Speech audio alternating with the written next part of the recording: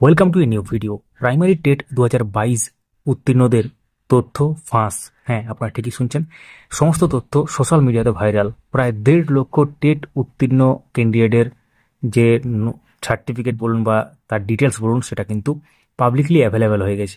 সেটা কিন্তু পর্ষদের ওয়েবসাইট থেকে নয়, একটা থার্ড পার্টি ওয়েবসাইট থেকে অ্যাভেলেবেল হয়েছে, এবং সেখানে নির্দিষ্ট ডিটেলস এন্টার করে টেট পাস সার্টিফিকেট ডাউনলোড করাও যাচ্ছিল, কিন্তু এই মুহূর্তে সেটা বন্ধ আছে। একটু আগের ভিডিওতে আমরা ডিটেলস আপনার সাথে শেয়ার করেছি, সেটা দেখতে চাইলে আমাদের চ্যানেলে গিয়ে দেখতে পারেন।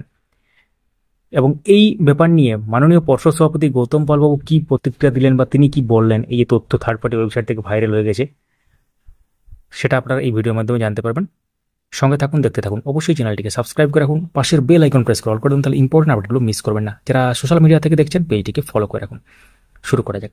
তো প্রাইমারি টেট 2022 উত্তীর্ণ ক্যান্ডিডেটদের সমস্ত তথ্য সেটা সোশ্যাল মিডিয়াতে ভাইরাল, কারণ একটি থার্ড পার্টি ওয়েবসাইট থেকে সেই তথ্য ডাউনলোড করা যাচ্ছিল, এবং টেট পাস সার্টিফিকেটও কিন্তু ডাউনলোড করা যাচ্ছিল। এই মুহূর্তে সেটা যাচ্ছে না, কিন্তু যাচ্ছিল। আমরা আগের ভিডিওতে সাবধান করছি আপনাদের যে এরকম থার্ড পার্টি ওয়েবসাইটে কোনো রকম ডিটেলস এন্টার করবেন না, রেজিস্টার সার্টিফিকেট। কিন্তু একটা সবথেকে বড় প্রশ্ন হচ্ছে, ডিটেলসটা তো আপনার ওই ওয়েবসাইটে আছেই, বা যে ব্যক্তি ওয়েবসাইট তৈরি করেছে বা এডমিন ওয়েবসাইটের, সেখানে একটা জায়গাতে রাখা আছে, সেখান থেকে আপনাদের শো করানো হচ্ছে। আপনি যদি রেজিস্ট্রেশন নম্বর দিয়ে আপনার সার্টিফিকেট ডাউনলোড করতে পারেন, তার মানে তো একটাই যে সমস্ত তথ্য ইনক্লুডিং আপনার তথ্য সেখানে আছে, এবং সেই ডেটাবেস থেকেই আপনাদেরকে দেখানো হচ্ছে বা ডাউনলোড করার সুযোগ করে দেওয়া হচ্ছে।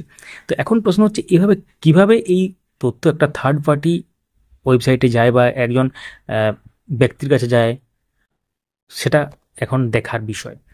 তো মাননীয় পর্ষদ সভাপতি এই ব্যাপারে কি বললেন, আপনারা শুনে নিন। আসলে সত্য কিনা সেটা আমাকে দেখতে হবে। আমি দেখে নিচ্ছি, আগে সার্চ করে নিই, তারপরে তো আমি যদি এই ধরনের চক্র একটা যদি থাকে, তার এগেনস্টে আমরা আইনত ব্যবস্থা নেব। আমি দেখে নিই ও কে কি, আপনি পাঠান। কিন্তু স্যার, আপনাদের ওয়েবসাইট থেকে কোনোভাবে তথ্য বেরোনো সম্ভব নয়। আমাদের গভর্নমেন্ট ডোমেনে আছে আমাদের ওয়েবসাইট। তো তাহলে আপনার পুরো ব্যাপারটা বুঝতে পারলেন, তিনি কি বললেন। এখন দেখার বিষয় পর্ষদ কি পদক্ষেপ নয় বা পরবর্তী কি আপডেট উঠে আসে। সঙ্গে থাকুন পরবর্তী আপডেটগুলো জানার জন্য। ভিডিওটি লাইক করুন, সবার সাথে শেয়ার করুন, এবং এই ব্যাপারে আপনারা যদি কিছু বলতে চান কমেন্ট করুন, এবং কোনো প্রশ্ন থাকলে সেটাও লিখতে পারেন, আমরা উত্তর দেওয়ার চেষ্টা করব। ধন্যবাদ।